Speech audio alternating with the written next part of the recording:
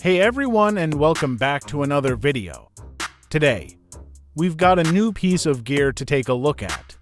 As you guys know, I've been rocking my Sony Alpha A6600 for a while now, usually paired with my trusty Sony 50mm f1.8 lens. It's fantastic for portraits and getting that nice shallow depth of field. But lately, I've been wanting to experiment more with wider angles. Whether it's for vlogging, getting more of the scene in my shots, or just trying out a different perspective, I knew I needed something wider in my kit. So, after doing some research, I decided to pick up the Sony 16mm f2.8 lens. Now, I know what some of you might be thinking. In 2025, is this lens still relevant? We'll touch on that in a bit. But for now, let's get this thing unboxed and see what's inside. Alright, let's see. We've got the standard Sony packaging here. Inside, we should find the lens itself, some documentation, and probably the lens caps.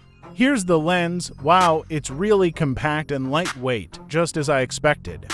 This is going to be great for carrying around. We've got the front lens cap here and the rear cap as well. And of course, the usual paperwork, the warranty information, and the instruction manual. Let's take the rear cap off and get this mounted onto my A6600. I'm really curious to see how it feels and what kind of field of view we're looking at.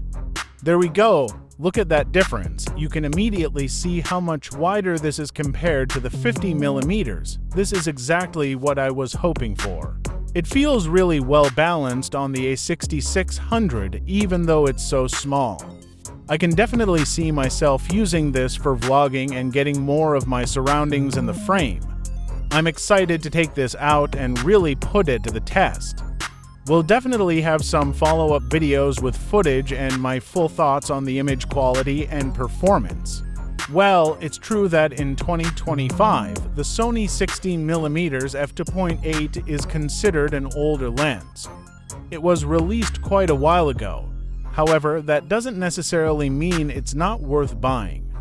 Being an older lens, you can likely find it at a more affordable price point compared to newer, more advanced wide-angle options.